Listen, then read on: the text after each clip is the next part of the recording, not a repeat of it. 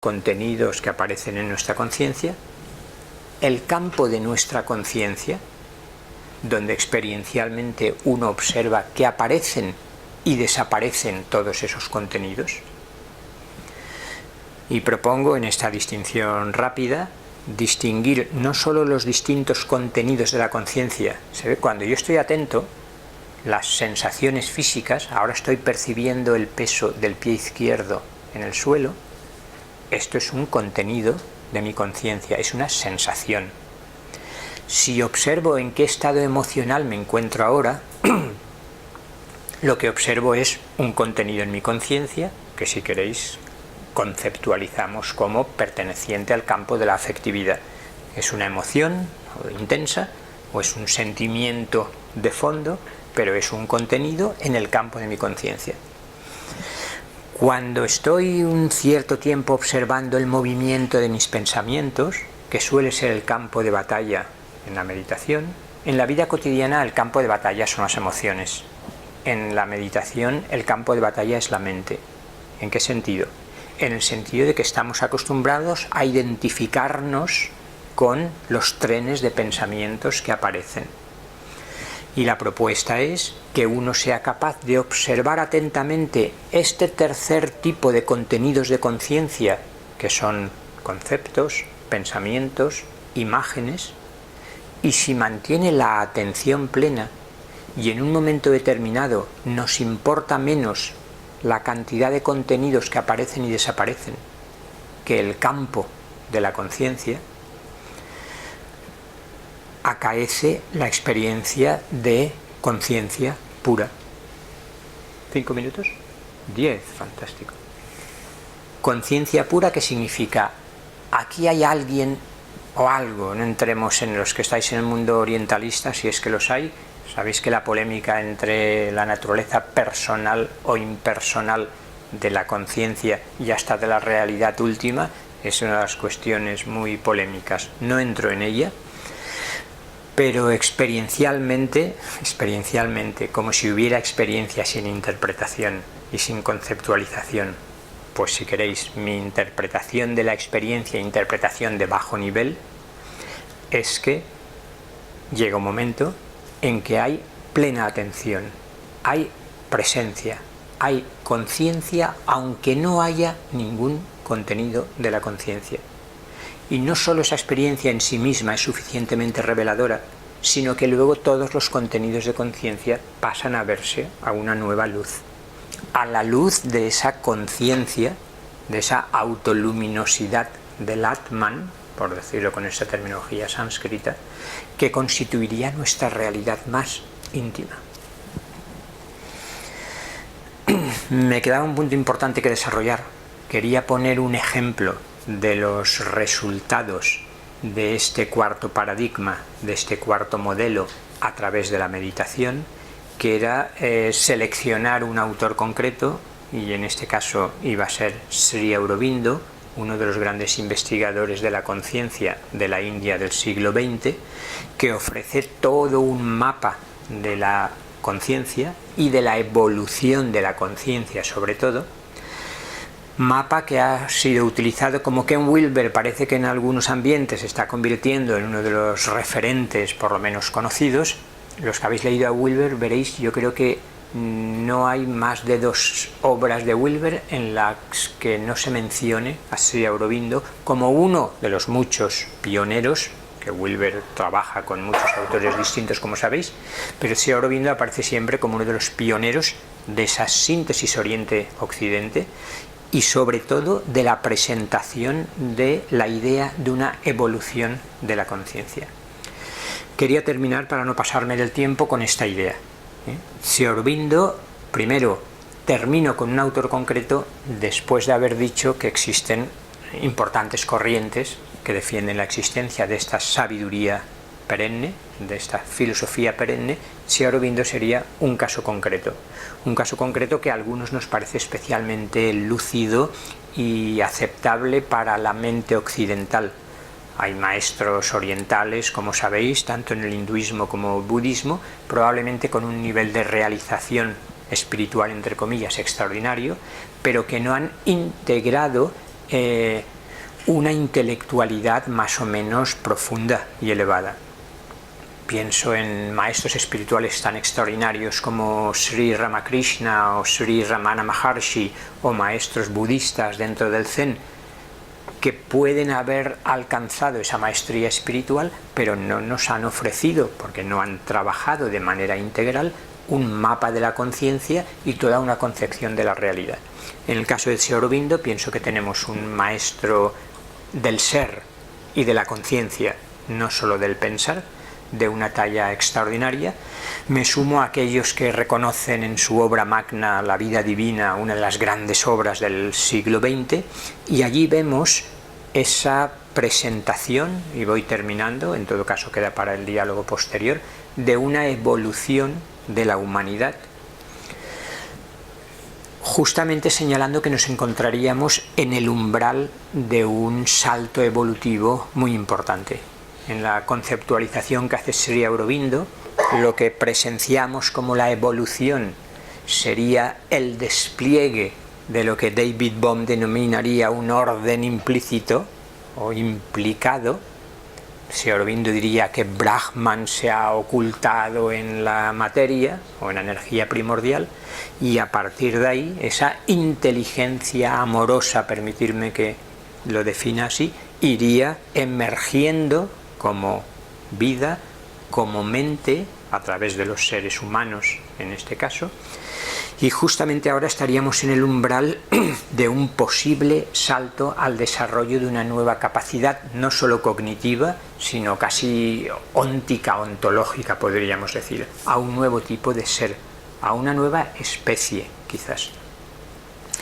Y me gustaría, solo para abrir todavía más el diálogo, ponerlo en relación con estas abundantes coincidencias respecto a que nos encontraríamos al final de un ciclo.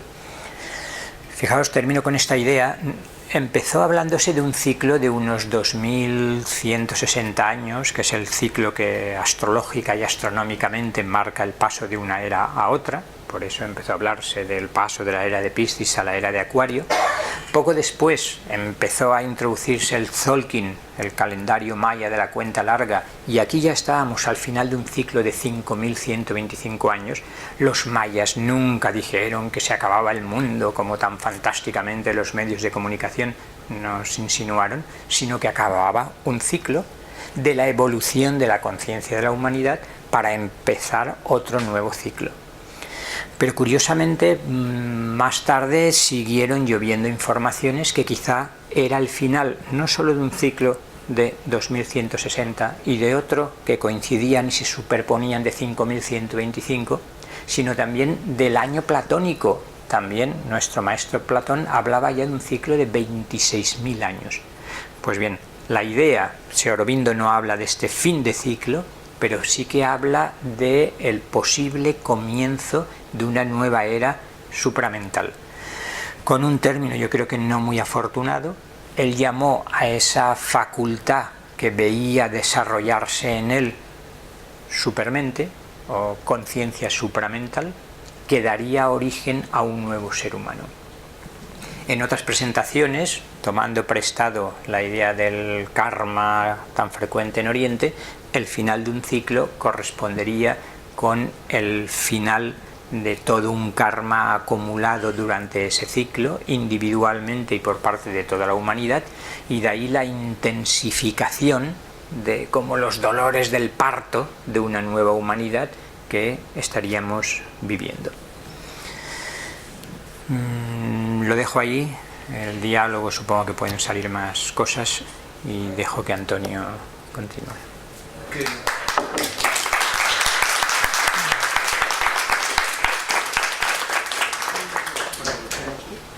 ¿Te pones aquí?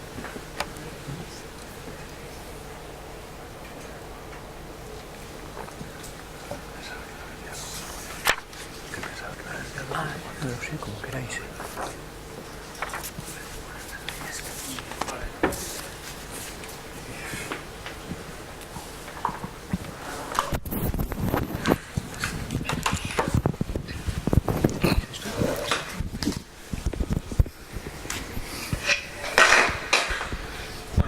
Ahora viene Antonio Díaz,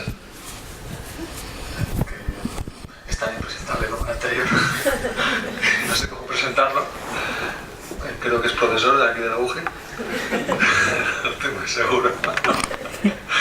Y bueno, puedo decir que aparte de ser profesor de la UGE, también es el promotor y la conciencia de este congreso, de estas jornadas, y un amante de la filosofía perenne, y yo creo que nos lo va a mostrar sí o no, quizás, con lo que nos va a ofrecer, pero nos va a ofrecer una perspectiva de una manifestación de la conciencia en las experiencias cumbre. Adelante.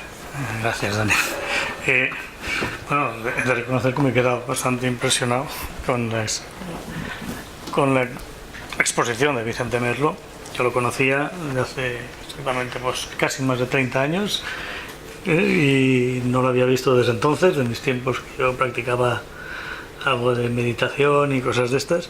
Y bueno, ha sido grato reencontrarme, además me han venido continuamente a la mente un montón de recuerdos, de ideas, conceptos y tal, y que a la vez celebro, no sé, pues ver muchas cosas en común con él y tal. Bien, mi exposición era acerca de lo que Maslow y después algunos otros autores han llamado experiencia cumbre, en inglés Peak Experience, que es una experiencia singular, especialmente significativa, que él encontró cuando investigaba a los seres seres humanos que él llamó autorrealizados. Y antes de introducir lo que es la experiencia cumbre, yo sí que me gustaría hacer pues unas referencias siguiendo un poco el hilo que comentaba Vicente, pues quizá bajando un poco más al ámbito científico. Sabéis que existe pues esto que también ha nombrado, los paradigmas científicos, un término que se debe a Kuhn, que hablaba pues de la Weltanschauung o la representación global que tienen los científicos acerca de qué es la realidad, qué no, cuál es el objeto de la ciencia, cuál no, etcétera, etcétera. Ahí tenéis 4 niveles, ¿no? Un nivel quizás el más antiguo o el más clásico, de todo es materia. Por tanto, la materia consiste en cosas separadas. Aquí hay un vaso, esto me recuerda a un político, y aquí hay un teclado, aquí hay una mesa, hay objetos separados. Después vino, pues yo qué sé, a partir de Einstein y todo eso, pues vino todo eso de la equivalencia entre la materia y la energía, el mc cuadrado, y todo es energía. Con la llegada de los cacharrines, de los ordenadores y tal, pues vino la cosa de que todo es información. Por ejemplo, ha citado también Vicente a David Bohm, un físico teórico, sabéis que era discípulo de Einstein. Estuvo nominado para el premio Nobel, pero bueno, como fue expulsado de Estados Unidos porque tenía, según Estados Unidos, algo de comunista o algo así, pues no parece ser. Su teoría era la teoría de las variables ocultas no locales. Esto es importante. O sea, había unas variables internas en lo que él llamaba el orden implícito que no estaban sujetas a las leyes, vamos a llamarlo así, entre comillas, del espacio, por así decirlo. Hay unas variables ocultas no locales que dirigen el mundo subatómico, ¿no? Lo que llamamos las partículas elementales, que seguimos sin saber lo que son, cada vez salen más y más que saldrán, etcétera, etcétera. Y finalmente, pues quizás el paradigma que está emergiendo ahora es de todo es vibración, todo es la manifestación de algo que en sí mismo no es materia en sí, sino la materialización, o lo que llamamos materia, no es más que un caso particular de un estado vibratorio.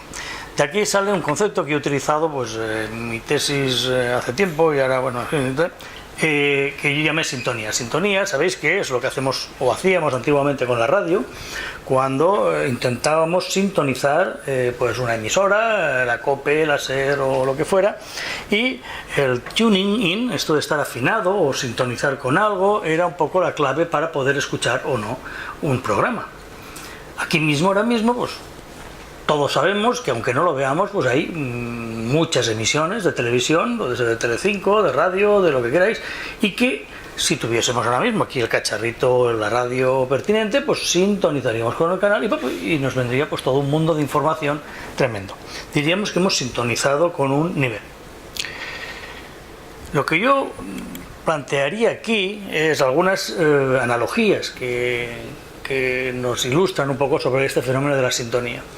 Por ejemplo, hemos visto en muchos vídeos en YouTube, y cuando éramos pequeñitos nos lo explicaban en bachillerato, que si una cantante de ópera emitía una nota en una frecuencia específica, que sintonizaba o se acoplaba con la de una copa de cristal, por ejemplo, la copa se rompía y se rompe, y es un hecho físico estudiado, ¿no? Todos, por poner un ejemplo mucho más de andar por casa, todos tenemos un coche, y sabéis que a medida que vamos acelerando llega un momento en que en determinadas revoluciones siempre vibra algo. Las moneditas que tenemos en la bandeja de algún sitio, no sé, pues el tornillo que sujeta el apoyabrazos de aquí, que de pronto vibra. Diríamos que en ese momento se está sintonizando las revoluciones del motor con lo que sea por ahí. Digamos que ha sintonizado.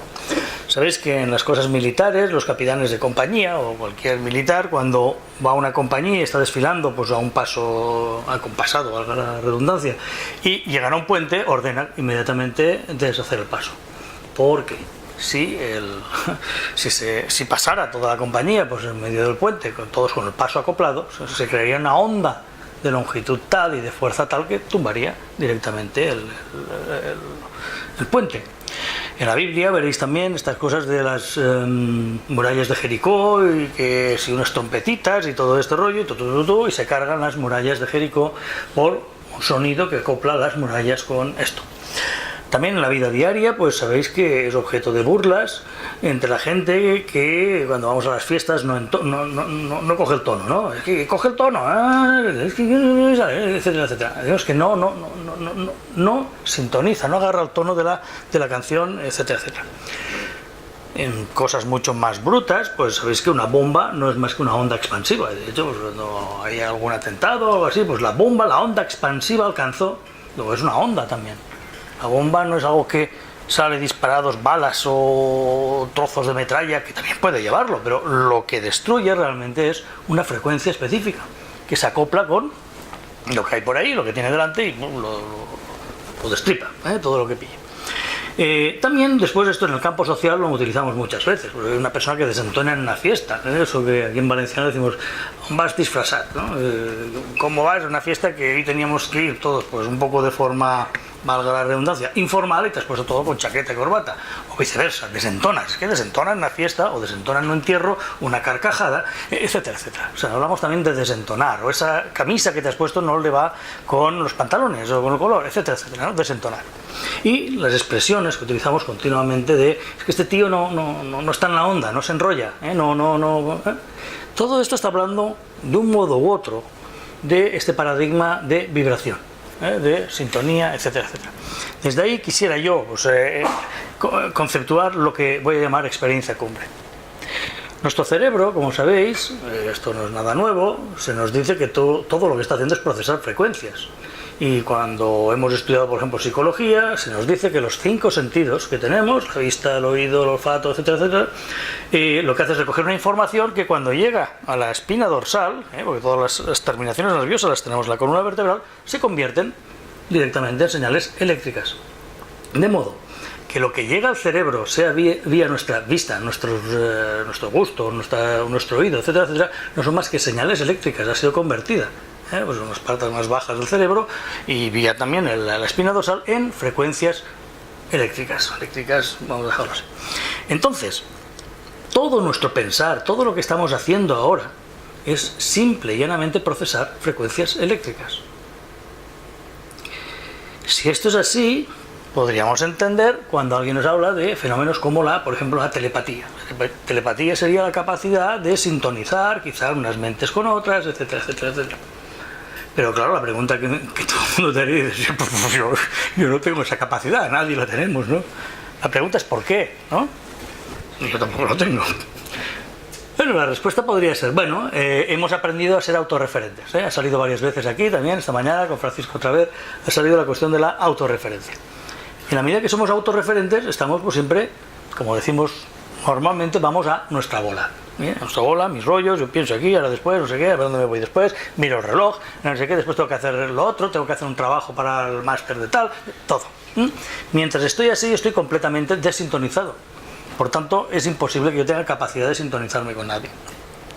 Sin embargo, sí que tenemos una cierta capacidad de volvernos hasta cierto punto resonantes o sintónicos con muchos fenómenos. Por ejemplo, pensar cuando vamos al fútbol. Yo no voy al fútbol, no me gusta, pero y marca un gol nuestro equipo y todo esto. En este momento parece crearse una especie de onda colectiva en la cual se levantan todos a la vez y ¡gol! Y todas esas cosas, en la cual se puede presumir que esos egos o personas que hasta ahora estaban separadas con su bola, con su rollo, etcétera, etcétera, están momentáneamente funcionando al unísono, como si fueran también las bandadas de pájaros cuando van por ahí, parecen estar sintonizadas con una onda guía o algo así común. Esto lo llamaríamos, por ejemplo, sintonía parcial, por ejemplo. Y mi propuesta, o lo que voy a intentar decir, es que cuando esta experiencia se da con un gran sentido de arousal, ahora veremos, estar muy despierto y no hay contenidos de por medio, Vicente estaba comentando algo al respecto, se da esta famosa experiencia cumbre que vamos a hablar. Esta experiencia cumbre estamos acostumbrados a asociarla, pues, por un lado con cosas religiosas, por otro lado quizás pues, con cuestiones un poco de gente que está un poco pues, no demasiado bien de la cabeza, etcétera, etcétera, y a lo mejor también con situaciones de que hemos ingerido psicotrópicos o desde alcohol si queréis o cualquier otro tipo de drogas que están promocionando un estado distinto de conciencia, etcétera, etcétera. Pero sin embargo, bueno, yo aquí os sugiero, no hay tiempo, pero por ejemplo no sé si habéis conocido un fenómeno relativamente reciente que se llama ASMR. La ASMR es un fenómeno reciente, pero que está, pues ahora que he estado escribiendo para la tesis y todas esas cosas, pues he encontrado algún articulito ya científico que hace un estudio de la ASMR. Esto es algo así como la respuesta autónoma del meridiano, no se aclara muy bien con el nombre, pero lo que están intentando decir es que existe un estado de sumo placer, por ejemplo, cuando vamos al peluquero o peluquera y nos mira así, y entonces nos invade una especie de hormigueo agradable, que hace un masajito, ¿no? Entonces, bien. Yo diría esto es, si queréis, un ejemplo de experiencia cumbre a nivel más físico, no interviene nada más, ¿no? Simplemente estar así y es un estado, digamos, no dual, como estábamos comentando, es un estado no dual en el cual tú no eres tú. Entonces, vamos a decirlo así, el yo no está, vamos a decirlo así. Hemos nombrado también, pues por ejemplo, las cosas del fútbol, pero podéis pensar también, pues cuando uno se gradúa o consigue aprobar un examen muy difícil, ese momento de gloria, como diciendo, en ese momento puntual que puede durar unos segundos o algo así, por fin, ese momento también de gloria es un estado, si queréis, no dual. Quiero decir, se podría encontrar hasta cierto punto una jerarquía, si se quiere, una holarquía de estadios de conciencia no duales, desde lo más, si queréis, lo más bajo, lo más físico, a lo más espiritual, que es donde queremos llegar ahora, ¿no? Bien, aquí tenéis un poco la teoría del asunto. Brevemente, el yo normal, nosotros normales, esto es un símil, si queréis, utilizando el paradigma cibernético, sabéis que esto es la memoria, la RAM nuestra, y podemos llenarla con cosas de nuestro disco duro. Nuestro disco duro es nuestras experiencias. Ese disco duro, ya nacimos con un disco duro más rápido o menos, eso dice, esta persona es muy rápida entendiendo las cosas. Bueno, pero bueno, todas las experiencias de la vida, las buenas y las malas, el novio o la novia que nos daba besitos, todo está grabado ahí en el disco duro y podemos rememorarlo, cargarlo en RAM, en un momento determinado, evocados por algún tipo de estímulo del entorno, etcétera, etcétera. Esa forma de funcionar es la habitual en todos, esta que tenéis aquí. El yo, ego, self, aunque se podría hacer muchas diferenciaciones, lo utilizo de forma indistinta, lo que llamaríamos la persona. Bien, cuando vamos al campo de fútbol, sin embargo, a lo mejor sí que entramos en una onda colectiva. Nuestra RAM se carga con algo que estamos compartiendo con lo que Le Bon llamaba esta psicología de las masas, etcétera, etcétera, etcétera, y uno deja de ser uno mismo para formar una especie de, si queréis, comillas, rebaño o lo que se quiera. Pero en la meditación, o en la profunda atención que ha nombrado Vicente, lo que se daría, si queréis, es el self puro, utilizaba self de forma indistinta antes, pero sí que se daría en esa profunda atención, es este ordenador que se convierte en una especie de terminal. ¿Qué es un ordenador en modo terminal? Un ordenador que no está cargando contenidos desde su propio disco duro, sino que está haciendo servicio, vamos a llamarlo así, a una estación central, que es la que vierte contenidos si ha lugar, y si no, a lo mejor esa vacuidad o algo así está proveyendo un estado de conciencia distinto, no dual, que en este caso sería el más elevado, que llamaríamos experiencia cumbre. Luego, entonces, yo asimilaría experiencia cumbre a una experiencia de sintonía total, con la totalidad. Y aquí digo algunas circunstancias de nuestra vida diaria donde sí podemos pensar que hemos experimentado esto de una forma u otra. Lo que vamos a ver ahora no es algo exclusivo de gente autorrealizada, sino que creo que todos las hemos tenido de un modo u otro, pero a la mayoría se nos han pasado o como máximo nos han dejado con cara de habichuela diciendo, ¡jo, qué guay, tío! Y no hemos salido de ahí, ¿no? Las primeras son las de amenaza física. Cuando hay una amenaza física muy intensa, probablemente hay un estado de atención plena que no permite al ego procesar. Daros cuenta, en paréntesis, que lo que llamamos yo en realidad es un ente bastante liviano. ¿Qué quiere decir liviano? Solo tiene lugar cuando no hay demasiado apremio del entorno. No hay nada en nuestro alrededor que nos esté premiando. Por ejemplo, un león que se nos quiera comer o una experiencia muy guay. Siempre que hay una intensidad muy grande de vivencia, el ego normalmente suele ser expulsado, fuera. Bien, las experiencias cercanas a la muerte. Vicente ha nombrado bastante, pero no hace falta que nos muramos, ni que tengamos una NDE, una Near Death Experience, ¿no? Que puede ser simple y llanamente pues, un familiar que hemos querido mucho, de pronto pues falta, desaparece del mundo físico y hay un impacto y entonces nos hace pues preguntarnos qué es la muerte. A esto me estoy refiriendo, a algo que te hace que la muerte esté próximo a ti. En esas tipo de experiencias, todas las canciones de amor y todo esto, si fijáis, explotan este fenómeno del Near Death. La Penélope de Serrat, ¿sabéis? Todo eso, esa que está esperando, y esta de Maná, la canción esta de El muelle de San Blas, en el fondo es alguien que se va, y entonces hay esa despedida, no viene. Estás esperando, pasan los años, Penélope, no viene tu novio y cuando viene resulta que estaba desfigurado. No, que estaba viejo, ¿no? Es que me acuerdo la letra. Las parejitas, cuando están aburridas, en general, suelen explotar esto. Pues lo dejamos, se ha acabado lo nuestro, se ha acabado, se ha terminado. ¿Nos volveremos a saludar? Sí, no, bueno, pues nos encontramos... Eso estamos explotando la Near Death, o sea, algo de cercano a la muerte, en este caso de la experiencia. No hace falta irnos a... El insight. El insight muchas veces ha sido asimilado a lo que tienen los científicos cuando tienen un descubrimiento, el eureka, ¿no? Ahí os pongo... irónicamente, ¿no? Asimilado a los chimpancés. Sabéis que Kohler era un investigador, maestro de Maslow, precisamente. Harlow y Kohler estaba después. Pero bueno, experimentaron con los chimpancés que con esto de la banana, que al final saben, adivinan cómo enganchar un palitroque con el otro para coger el plátano y todo eso. Y tienen un insight, ¿no? Ese insight que de pronto te revela, te parece revelar algo. También es algo sintónico, ¿no? En este sentido.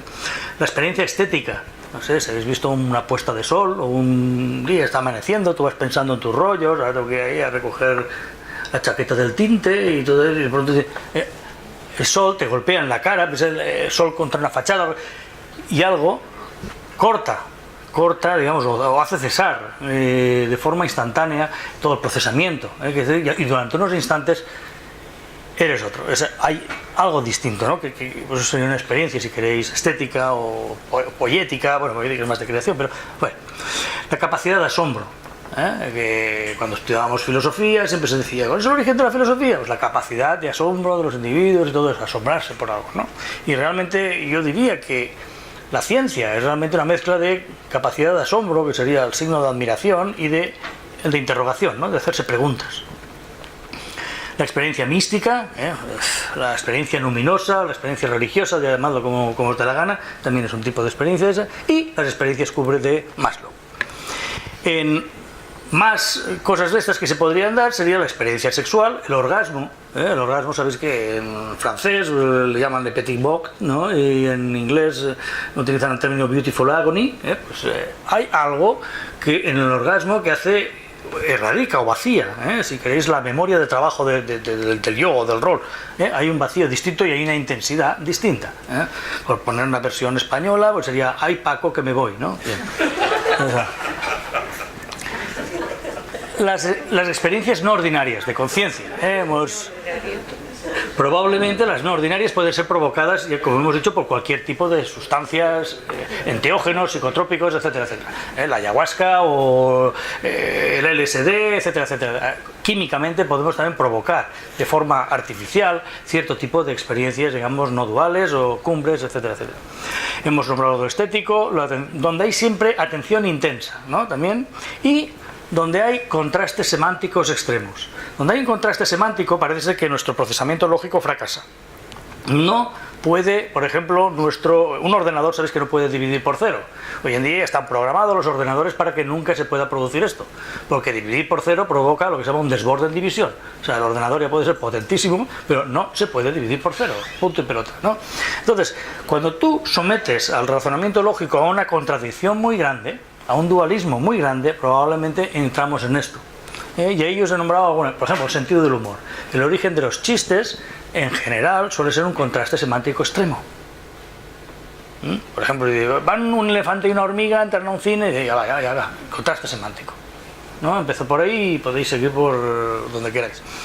En la compasión, no sé si salís un día soleado, pero imaginad un día lluvioso, frío, está lloviendo y al salir veis que un perrito, un cachorro de perro, pues pasa y le pisa el rabo un coche, y cuando grita pues os mira. En ese momento hay un relámpago directo de, vamos a llamarlo compasión, no os entrará así, que te hace por un momento salir de ti mismo y experimentar algo infinitamente más intenso de lo que es el estado ordinario de conciencia. La percepción de paradojas, volvemos a lo mismo, un poco pues, con contrastes semánticos, todo eso. Y bueno, por utilizar términos técnicos de hoy en día, pues sabemos, cuando nos tomamos cafeína o cualquier excitante, hacemos lo que se llama el arousal del sistema nervioso central. Pero yo digo, añado siempre y cuando haya una ausencia de estrés. El estrés estaría indicando que hay procesamiento de información. Bien, no podemos ir aquí, no. Y aquí, la experiencia cumbre. Maslow descubrió que la gente autorrealizada todos compartían una experiencia inusual, que hemos dicho desde su principio, que él le llamó peak experience, la experiencia cumbre. Todos los que él investigó, que eran 400 y pico, entre ellos creo que eligió a Einstein también y a un profesor que tenía, que era Rook Benedict y no me acuerdo del otro. Dos profesores que a él le llamaban mucho la atención porque tenían una capacidad especial para motivar a los alumnos y eran radicalmente distintos, uno era más bien autoritario, el otro no. ¿Qué características tiene esta experiencia? Aquí tenemos primera, una experiencia de unidad completa, entre lo que se percibe y el perceptor. Hay una disolución del observador y el observado. Hay una atención total. Fijaros que estábamos hablando continuamente de esto. Se percibe el mundo más como algo independiente de uno mismo.